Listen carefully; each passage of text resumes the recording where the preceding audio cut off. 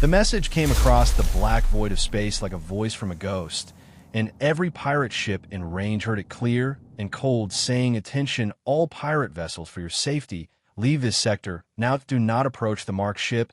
Do not board the ship. A human is on board." The message repeated again and again on every pirate channel with a strange sound behind the words like a low growl of thunder, and some pirates laughed when they heard it because they thought it was a joke or a cheap trick to scare them away from easy loot. On the bridge of the pirate ship Blackfang, the crew was gathered around the main screen listening to the warning as it looped, and the captain was sitting in his big iron chair grinning like a hungry wolf because he smelled treasure and he did not fear old tales and old warnings. The captain was a tall alien with silver scales and yellow eyes, and his name was Vark, and he had fought in 100 battles and taken 100 prizes, and he believed nothing could stop him, not fleets, not armies, and certainly not one small message in the dark. One of the younger crew members, a thin creature with green skin and quick eyes, looked nervous, and his hands shook a little as he spoke. "Captain, maybe we should listen to this warning. Maybe it is real. I have heard stories about humans." The captain turned his head slow and gave a sharp laugh, a sound like metal hitting stone, and he said, "One human, what can one human do against us? What is this, some old myth to make children afraid?" The younger pirate swallowed hard and said, "Captain, I heard humans are strong, stronger than they look, and fast too. They can kill big beasts with their hands, and they fight even when they are hurt. I heard they do not stop until the enemy is dead." The rest of the crew laughed, and some banged their weapons on the floor, making the sound of war drums, and the captain raised his claw and said, "Enough of this nonsense. There is no human that can stop us, no creature alive that can stand against the Blackfang. We will take this ship and everything inside." The target ship hung silent in the dark like a dead thing floating among the stars, its hull black and scarred, its lights cold and dead, and no signals coming from it, only the strange warning on every channel. And yet it looked like a treasure chest waiting to be opened. The captain gave the order to move closer, and the engines roared, and the ship slid through the dark toward the silent prize, and the warning played one more time, but louder, like the voice was now speaking only to them, saying, "Attention, Blackfang, this is your last warning. Do not board the ship. For your own safety, leave. Now a human is on board." The younger pirate felt a cold shiver run down his spine, and he whispered to himself, "This is wrong, this feels wrong." But no one heard him, or maybe no one cared, and the crew began to prepare for boarding, pulling on armor, sharpening blades, checking guns, and grinning with sharp teeth. The boarding bay opened like the mouth of a great beast, and the small craft detached and moved toward the silent ship, drifting slow through the black, as if even the machines were afraid of what waited inside. And the pirates joked and laughed, but their voices were too loud and too bright in the cold dark of space. They touched the hull of the target ship with a hard clang that rang through the boarding craft like a warning bell, and they cut their way in with fire and steel, and smoke poured out like breath from a dead mouth. And then there was only silence. The first thing they saw inside was darkness, a deep, heavy darkness that swallowed the light from their lamps, and their boots made hollow sounds on the metal floor like they were walking on bones, and the air smelled strange like burned oil and something else, something like blood. The captain stepped inside, first with his gun in one hand and his blade in the other, and he said, "See nothing here but old metal and shadows. Now move and find the cargo hold, and take everything of value before some other pack of thieves shows up." They moved deeper into the ship, their lights slicing through the black, and the walls were scratched and burned like something had clawed at them in rage, and there were stains on the floor, dark and sticky like old blood, and some of the pirates began to whisper among themselves, because the ship felt wrong, like it was breathing, like it was alive. Then they saw the first sign of message on the wall, written in big black letters that looked fresh, as if someone had just finished writing it. And the words were simple and sharp like a blade. "Last chance to leave. The human is awake." The nervous pirate stopped when he saw it, and his heart thumped so loud he thought the others could hear. And he said, "Captain, this is bad. This is very bad. We should go now. We should run now." The captain turned his yellow eyes on him and snarled, "You speak again, and I cut out your tongue. Now move and search the ship, find the bridge, find the vault, and do not stop for anything." The pirates spread out, moving into different halls and chambers, and the silence grew heavier like a weight on their backs, and the lights began to flicker and die one by one until the shadows grew long and deep, and something moved in those shadows, something fast, something quiet. Then a sound came from the dark, a sound like metal on metal, a slow scrape like a blade dragging on steel, and every pirate froze for a moment, and then the sound stopped, and all they could hear was their own breath. Then from far away came a scream, sharp and sudden and full of terror, and then it was cut off so fast it sounded like the scream had been swallowed by the dark. And then there was only silence again. The scream still echoed in their minds like a shadow of sound hanging in the dark, and every pirate stood frozen with fear gripping their bones, and the captain clenched his claws and roared to break the silence, and his voice was like fire burning through the cold halls as he shouted, "Find him! Now find the fool who screams like a child, and drag him back before I tear the skin from his bones." The crew moved slow now, their boots tapping on metal like soft drums, and their lamps cutting thin lines through the heavy black, and the ship seemed bigger now, like the walls had grown taller, and the hull stretched longer, and the air felt thick like smoke in their throats, and every step felt like walking into the mouth of something alive. They reached the place where the sound had come from, but they found nothing, only a long, dark hall with doors hanging open like broken teeth, and the floor stained with something wet and red that gleamed in the dim light, and a weapon lay on the ground bent like it had been crushed by a giant hand, and there was no sign of the pirate who had carried it, no blood trail, no body, nothing but the empty dark. The younger pirate, the nervous one, felt his legs shake, and his voice trembled like thin glass. When he spoke, "Captain, he is gone like smoke in the wind. This is not right, this is not a fight, this is a hunt, and we are not the hunters." The captain snarled, and his teeth flashed, and he struck the younger pirate across the face with a claw, so hard that the sound cracked through the hall like a whip, and he growled, "You will shut your mouth, or I will feed you to the void. Now move, and search the next section. We take what we came for, or we die like cowards." So they moved again deeper into the belly of the ship, passing rooms that looked like they had been ripped apart by storms, metal twisted and walls clawed, and strange marks burned into the floor like the scars of old battles. And sometimes they thought they heard a sound like breathing, not their own, but something close and deep and slow, like the ship itself was alive and listening. One of the doors slid open by itself, and cold mist rolled out like smoke, and inside the room were cages, big cages with broken bars and chains dangling like dead snakes. And something had been kept here, something strong, something that tore its way out and left only the echo of rage behind. And the pirates stared at the cages, and no one spoke because words felt too small for the fear in their throats. The lights above flickered again, and the shadows danced on the walls like black flames, and then the lights died for a breath, for a single heartbeat of darkness. And when they came back, one of the pirates was gone, his place empty, like he had melted into the air, and another scream ripped through the hall sharp like a blade, then silence again, cold and heavy like stone. The crew broke into shouts, calling his name, firing their guns into the shadows, sending beams of light slicing through the black. But they saw nothing but walls and doors, and endless corridors stretching like veins through a giant beast, and every sound they made felt wrong, like prey, making noise for the hunter to follow. The captain roared enough, and his voice was thunder in the halls, and he said, "We stick together, no more splitting up. We find the vault, and take what we can, and we leave before the curse of this ship swallows us whole." And the crew gathered close, their faces pale, their hands shaking, but their greed still burning like a dim fire under the fear.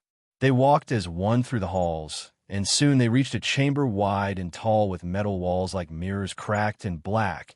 And in the center of the chamber stood a table, and on the table lay a helmet, a strange helmet of dark steel with marks cut deep into its surface like old runes, glowing faint and cold like dying stars, and next to it a blade long and thin and sharp like the fang of some monster from the void. The pirates stared at the blade and the helmet, and their eyes burned with hunger because they saw power, they saw treasure, they saw the promise of gold, and fear turned to greed again, and they forgot the screams and the dark and the missing crew, and they stepped closer, reaching out their hands like children reaching for sweets. Then a voice came soft and low from nowhere and everywhere like the breath of the void itself. And it said, "You were warned," and the words crawled into their bones like ice, and the chamber shook with a deep hum like the growl of a beast waking from sleep, and the doors slammed shut with a sound like thunder, and the lights died again, leaving only the glow of the runes casting long black shadows that danced like demons on the walls. The younger pirate dropped his gun, and it hit the floor with a clang that echoed through the dark like a bell of doom, and he whispered, "No, no, no, this is wrong, this is death." And his breath came fast like a trapped animal as the voice spoke again, closer now, like a whisper in his ear, "You came for treasure, and you will pay in blood." The captain raised his gun and roared, "Show yourself, show your face, you coward," and the sound of his voice broke like glass in the dark. And then they heard footsteps, slow and soft and steady like the heartbeat of a giant, and the sound came closer and closer, and then stopped, and the silence after was heavier than stone. Then the voice spoke one more time, not a whisper now, but a blade of sound cutting through the dark, and it said, "The hunt begins," and then came a scream, not one scream, but many screams rising like a storm, and then silence again, silence deep and endless like the black sea of space. The chamber was quiet now, too quiet like the walls were holding their breath, and the pirates stood frozen with fear, crawling through their veins like cold fire, and the captain turned slow, his yellow eyes glowing in the dim blue light of the runes, as he gripped his gun tight in one hand and his blade in the other, and his voice came out low like a growl when he said, "Stay calm, all of you stay calm, and keep your eyes open, because nothing is stronger than fear, and fear is what kills first."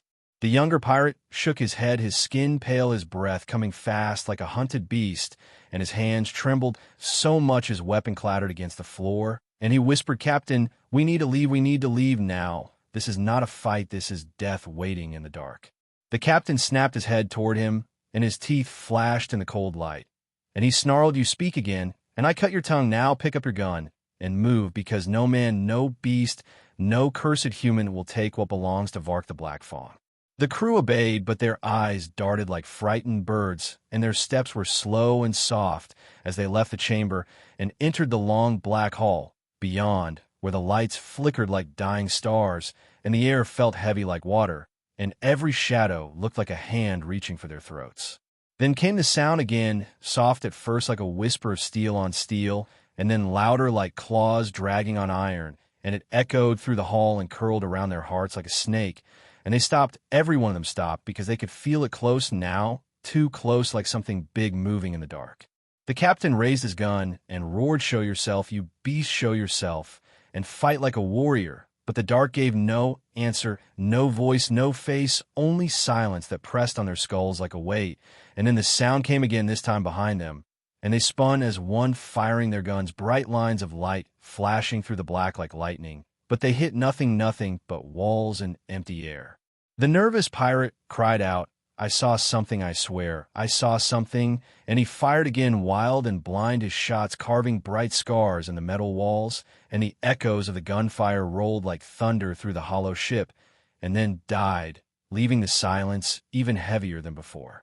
Then from the far end of the hall came a scream, sharp and high, and full of pain, a scream that tore the air like a blade, and the pirates ran toward it, their boots pounding like drums, their breath loud in their ears. But when they reached the place where the sound had come from, they found only a gun lying on the floor, twisted like a broken bone, and a smear of blood across the wall like the mark of a hand dragging as it was pulled into the dark.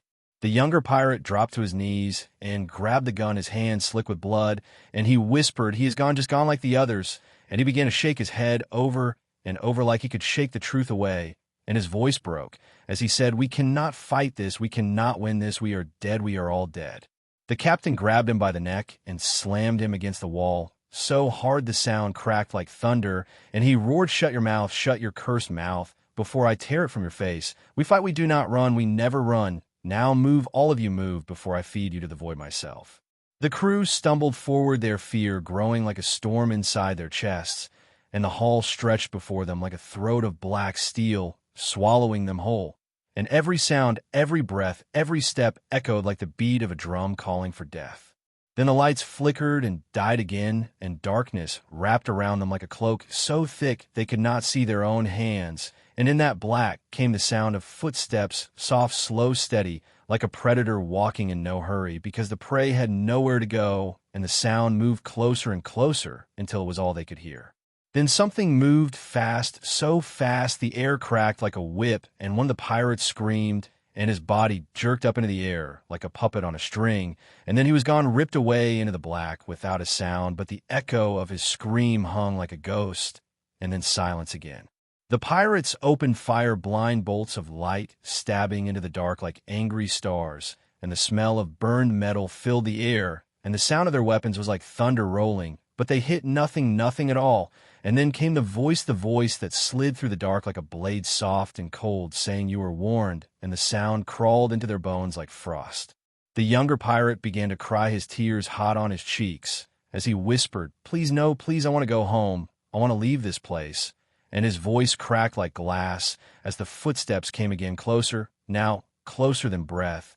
And then something cold touched his neck, and he froze, his eyes wide, his mouth open, and then he was gone too, dragged into the black like a leaf into the storm. The captain roared and swung his blade through the air with a scream like an animal, and the steel whistled but cut only empty space, and his breath came like fire in his throat as he shouted, face me, you coward, fight me, if you are a warrior." And the darkness gave no answer, only silence, only cold. Then a shape moved at the edge of their lights, just for a breath, a shadow tall and thin and fast like lightning, and then gone again like smoke, and the captain fired his gun, and the blast lit the hall like day, for a blink, and in that blink they saw a figure standing still at the far end, a figure in black with eyes like fire. And then the light died, and the figure was gone. And then the voice spoke again, low and calm like death itself, saying the hunt has begun, and the pirates felt the truth in their bones, and fear drowned them like black water as the dark closed in again, and the sound of footsteps came once more, steady and slow like a heartbeat counting down the last moments of their lives. The darkness was alive, now alive like a beast breathing around them, and every pirate could feel it pressing against their skin, crawling into their bones. And the captain stood like a tower, his blade in one hand, his gun in the other, his chest heaving like a furnace, and his yellow eyes burning with rage and fear, both fighting like wolves inside his skull. The crew huddled together, their lamps shaking in their hands, and the weak light they gave was like water on fire, because it could not hold the dark back, not for long. And the sound of the footsteps came again, slow, steady, soft, like a drumbeat calling death to dance. And it came from everywhere, all around, above, below, and their heads turned like spinning wheels, because they could not tell where the hunter was hiding. The nervous pirate, who was now almost broken, whispered, "Captain, please, we cannot stay. We cannot fight this thing. This is no fight. This is slaughter." And his voice cracked like old glass, and tears burned down his green cheeks, and his breath rattled like a broken pipe. The captain turned his face toward him, and his fangs glowed in the pale light. And he snarled, "You speak again, and I rip out your lungs with my claws, you hear me? We are warriors. We do not run from one human. We will rip his flesh. And where his bones now move, all of you move before I kill you myself." They moved because fear of the captain was still greater than the fear of the thing hunting them, but only by a hair, and they walked down the long hall that bent like a snake through the dead ship, and the walls seemed to close like jaws, and the lights above flickered and died one by one, until only the glow of their lamps showed the path like weak stars drowning in black water. The captain barked orders sharp as knives, "Keep the line tight. No one breaks away, no one lags behind," and his voice was iron, but his eyes were wild, because even he could feel the truth, and the truth was that the Black Fong was not hunting treasure. Now the Black Fong was prey running through the dark. Then came a sound so sudden, so loud it tore through their skulls like a blade, a scream, but not a voice, no, it was the sound of metal twisting and breaking, and they spun to see the door behind them closing like a mouth slamming shut, and locking with a hiss like a snake, and they were trapped in the hall like rats in a cage. Then something fell from the ceiling, something heavy that hit the floor with a thud that shook their bones, and the lamps swung and the shadows danced. And there in the black they saw a shape tall like a tower, broad like a wall, and it moved with a slow grace like a predator who knows the kill is near, and the lamps shook as the crew raised their guns and fired a storm of light and sound, tearing holes in the dark. The blast lit the hall like lightning, and in that storm of white fire they saw the human for a breath, just a breath, and the sight froze their blood, because it was not like any human from the old stories. This one was a shadow, and armor black like the void, with eyes that burned red like suns, and a blade long and cruel in one hand, and something in the other that flashed like fire. And then the light died, and it was gone like smoke, but the screams came, sharp and wild, because too pirates were down their throats, open like broken pipes, spraying blood that steamed in the cold air. The crew broke like glass running in every direction because fear shattered them, and the captain roared, "Stop, stop, you fools!" But his voice was lost in the storm of boots and screams and gunfire that ripped the hull, and the dark swallowed them like a sea eating broken ships, and the sound of death was everywhere like music for the damned. The nervous pirate ran his breath like knives in his chest, and his heart like a hammer in his ears, and the dark chased him like a living thing, and then he saw a door open like a mouth of light, and he threw himself through and slammed it behind him and locked it with shaking hands, and he sank to the floor sobbing like a child, his gun clattering beside him, and he whispered over and over, "I want to go home, I want to go home." But home was a dream now, and the nightmare was real, and the nightmare had footsteps that were coming closer, slow and soft like death, with all the time in the world.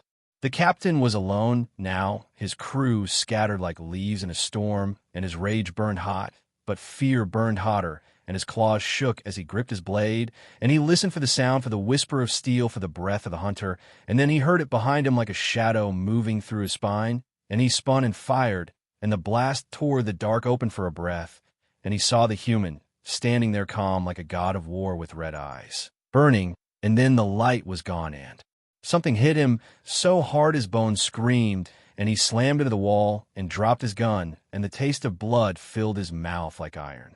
He rose slow, his breath like fire, and he swung his blade through the dark, and he screamed, "Come then, come and fight me like a warrior." And the dark gave no answer, but the sound of boots came closer like a heartbeat counting down the end of all things. And then a hand shot from the black and gripped his throat like a vice, lifting him high, and he felt the strength of a mountain in that grip, and he clawed and kicked, but the dark did not care. The dark only squeezed, and then a voice spoke in his ear, low and calm and cold, saying, "You were warned," and the sound was the last thing he heard before the black swallowed him whole. And in another hull, the nervous pirate sat shaking his breath like smoke and tears on his face, and then he saw a shadow slide across the wall, long and thin, and he knew the end had found him too, and he screamed, and the scream tore the silence like fire before the dark ate a hole. And then there was nothing but the sound of boots walking slow, steady, soft, counting the dead like coins in a purse. The halls of the dead ship were now full of screams and echoes of running boots, like a storm trapped in iron walls, and fear was a living thing crawling through the blood of every pirate, because the hunter had shown his face and his strength, and the truth was clear now. There was no treasure, there was no victory, there was only death walking slow and steady in the dark with red eyes burning like fire in the night. The nervous pirate, whose name was Creel, ran like a broken beast, his legs burning, his breath tearing his chest, and every shadow looked like a mouth ready to swallow him, and every sound was a whisper of doom, and he cried out for the captain, but no answer came, only silence heavy like chains, and then a scream far away, sharp and short, and then nothing again, nothing but the sound of his own breath and the pounding of his heart like drums of war. He turned a corner and found two others, their faces pale, their hands shaking like leaves, and they grabbed him with wild eyes, and one hissed, "Where's the captain? Where's Vark?" And Creel shook his head, his teeth rattling like stones, and he whispered, "He is gone, gone like the rest. We are alone, we are dead," and his words were knives cutting hope into pieces. The other pirate, a big brute with horns, bared his teeth and growled, "No, we fight, we kill this beast. We tear him apart. We're a black fawn, we do not die like rats," and his voice was iron, but his eyes were smoke, and Creel saw the fear hiding there like a snake in a hole. They moved together down a long hall where the lights were dead, and the doors hung open like jaws, and the air smelled of blood and burned metal. And then the sound came again, the sound that froze their bones, soft footsteps, slow and calm like death, with no need to hurry, and it came from behind them and ahead of them, and above them like the dark itself was walking. They ran their boots, slamming the metal floor like hammers, and the brute roared, firing his gun into the black blast, tearing holes of light that showed nothing but empty halls and broken walls and shadows dancing like ghosts. And then his gun clicked empty, and his roar turned to a scream, because something moved in the light, something fast like lightning. And then he was gone, ripped away into the dark like a rag in the wind, and Creel saw his blood splash the wall hot and black in the cold, glow before the light died. The last pirate grabbed Creel and dragged him through a door into a narrow room full of pipes and shadows, and they slammed it shut, and locked it with shaking hands and pressed their backs to it, breathing like hunted beasts. And the other pirate whispered, "He cannot get in, he cannot get in," and his voice was a lie even to himself, and Creel knew it, and his tears burned his cheeks as he shook his head and whispered, "He can, he will, he is everywhere." Then the lights in the room flickered weak like dying stars, and a voice came soft and cold from the vents, like a whisper crawling through their ears. "You were warned," and the sound was like ice in their bones. And the other pirate screamed and fired his gun into the pipes, sparks flying like angry fireflies, and the sound was thunder in the small room. But when the smoke cleared, there was nothing but the whisper of air and the beat of their hearts. Then the lights died and darkness filled the room, thick like tar, and the silence broke with a sound sharp and wet, and Creel felt the spray of blood hot on his face, and the other pirate gurgled like water in a broken throat, and then the sound stopped and Creel was alone in the black, his breath loud, his tears hot, his body shaking like a leaf in the storm. And then he felt the air move behind him like a shadow, breathing, and a hand cold like steel touched his neck, and he screamed until his voice broke, and the scream cut off like a blade through rope. Far away in another hull, 3 pirates ran together, their eyes wide, their mouths open, sucking air like fish, and their steps wild like drunk beasts, and they came to a big chamber full of machines dead and silent, and they hid among the steel bones, crouching low, their weapons clutched like toys, and one whispered, "We have to call the ship, we have to call the Black Fong and run," and another hissed, "The ship is gone, he killed the Link, I know it," and then they heard the voice, again like a knife sliding through silk, "You are mine now," and the sound came from the dark above them. And they looked up and saw 2 red eyes burning like suns before the shadow dropped like a storm, and screams ripped the black like lightning. The hunter moved like a ghost, killing like a god, and the ship became a grave, one scream at a time. And soon there were no screams, only silence deep and cold, and the sound of boots walking slow, soft, steady, counting the dead like gold coins in a purse, and somewhere in the dark a light flickered weak, and showed a wall with words written in blood, words that spoke like doom, last warning, leave now, a human is awake. The hulls of the ship were now silent like the breath of a dead world, and the shadows stretched long like black rivers, and in that silence only 4 pirates were left alive, their eyes wide, their skin pale, their hearts beating like drums of war, and they huddled together in a broken chamber full of twisted steel and shattered glass, and their hands shook as they held their weapons tight, like children holding sticks in the dark.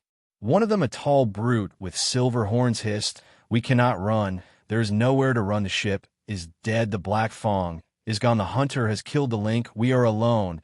And the words fell heavy like stones, and the others stared at him with hollow eyes, because they knew he spoke truth. Then the smallest of them, a thin creature with sharp teeth and red skin, said, "We fight, we set a trap, we kill the beast."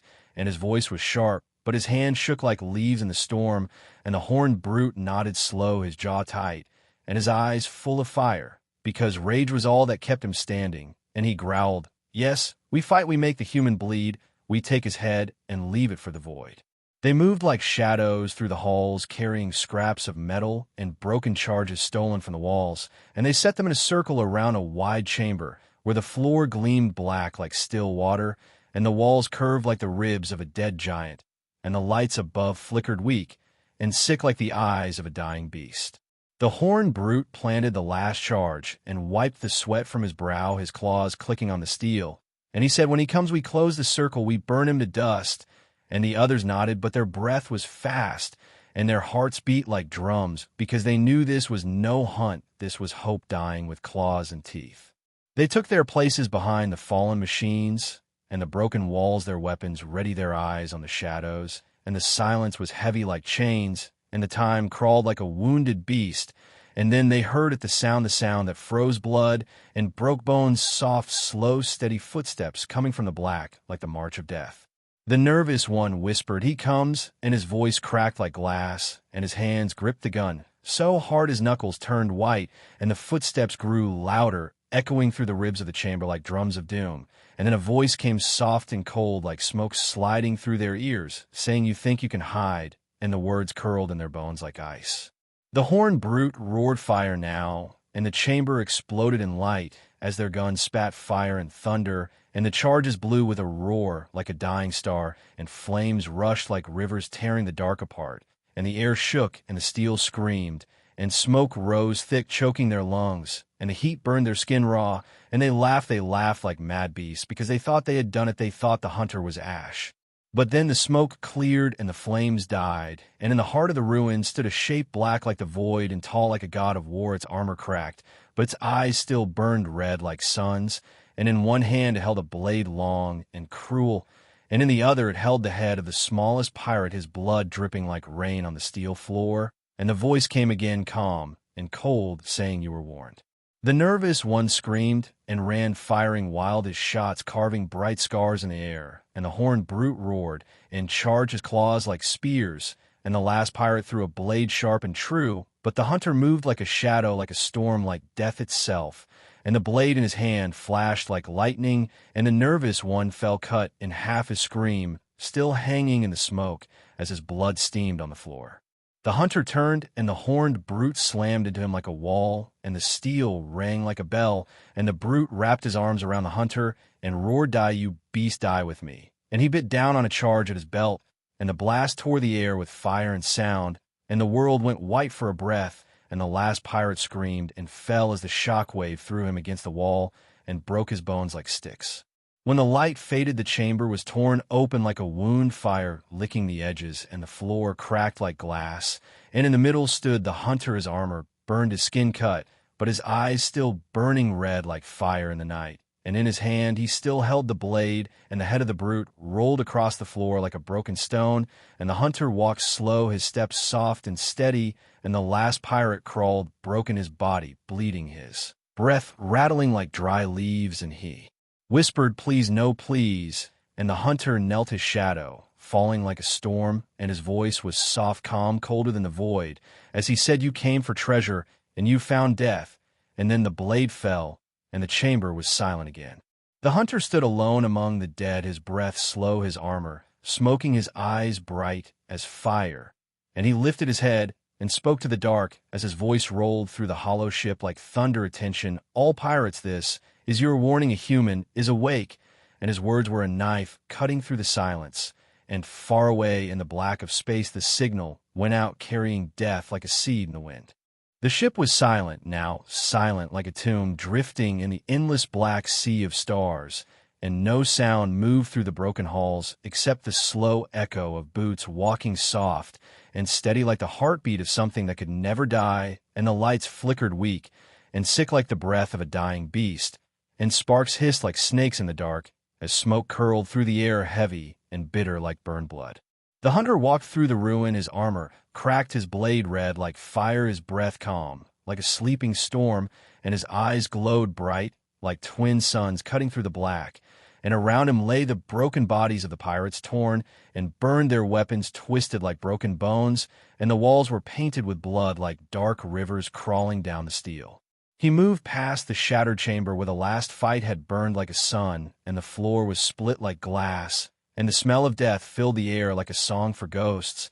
And he walked through it slow like a king through his throne hall, because nothing lived now, nothing but him, and the shadows that bent and curled like dogs at his feet. He reached a console black and cracked like an old skull, and his fingers touched the keys like claws of iron, and the dead machine woke with a groan like a beast dragged from sleep, and its lights burned pale like the eyes of a corpse, and the screen glowed with words crawling like worms across the glass. And the hunter leaned close, his breath fogging the cold surface, as he spoke, a voice soft and low, like the whisper of knives. "Attention, all pirate vessels, this is your last warning. Turn back, or share the fate of the Black Fong." And his words flowed through the void like fire carried by wind, and every ship that heard them trembled like prey in the shadow of the hunter. Far beyond the broken hull, the Black Fong floated dead, and cold, its engines gutted, its guns silent, its bones cracking under the weight of silence. And its crew were now dust and blood scattered like leaves in a storm, and the void stretched around it, endless and black like an ocean, without a shore, and the stars watched like blind eyes, cold and cruel. The hunter stood in the ghost light, his armor smoking, his blade still dripping like a red river, and his eyes burning like a forge. And in the silence he spoke again, soft like a prayer for war. "You were warned," and his voice crawled through the dead halls and touched the walls like frost. And then he turned slow, his steps ringing like iron bells, and he walked deeper into the ship, his shadow stretching long like a black road leading to hell. He passed a wall, and on that wall were words scrawled in blood, words sharp like teeth, last warning: the human is awake. And his lips curled in something that was not a smile, not a frown, but something older, something colder, and his voice whispered to the dark, yes, awake, and his boots struck the floor like drums beating for the dead as he moved toward the heart of the ship. He reached the core chamber, a hollow sphere of black steel where the heart of the vessel beat no more, and the machines were dead like bones, but their veins still hummed with a faint glow like embers hiding in ash. And he touched a panel, and the walls lit with maps like veins of fire showing paths through the stars, routes of ships, codes of fleets, names of kings, and his eyes burned brighter like two suns eating the dark, because now he held their secrets, now he held their blood in his hands, and he whispered soon. The signal pulsed out again, a wave of fire through the endless dark, a voice carved in iron: attention, all pirates, turn back, or you will die. And faraway ships caught the sound, their captains froze their eyes wide, as fear crawled like worms in their bones, and whispers spread like a plague of shadows through the pirate clans: the Black Fong is dead, the human walks, and fear grew like a forest of thorns, choking every heart that dreamed of blood and gold. The hunter turned from the glowing walls, his blade heavy with death, and his steps slow and sure, and he walked to a great window cracked like ice, and beyond it stretched the void, endless and black, and the stars burned cold like frozen fire, and he stared at them long and deep, and his breath was smoke in the pale light, and his voice came low, soft like the voice of the void itself. I warned you all, and you did not listen, so now I hunt. And he closed his eyes, and the darkness seemed to bend like a bow around him, and the silence grew thick like tar. Then he turned and walked away, his boots ringing like bells of doom, his shadow falling long and broken across the blood-painted floor, and the ship groaned like an old beast as its heart died, and the lights flickered like dying eyes, and then the hunter was gone, melting into the black like smoke in the wind, leaving only silence and the taste of fear behind. Far across the stars, pirate ships drifted silent, their crews whispering in the dark, their eyes wide like moons, because the message still burned in their skulls: attention, all pirate vessels, a human is awake.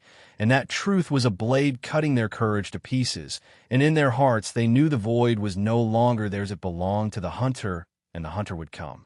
And in the black sea of stars, the dead ship floated like a tomb, its bones singing to the silence, its blood frozen in the cold breath of the void.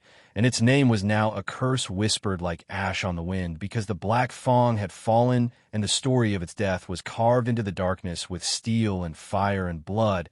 And somewhere far beyond the edge of light, the hunter walked, his eyes like suns, and his voice like iron, whispering to the dark: you were warned.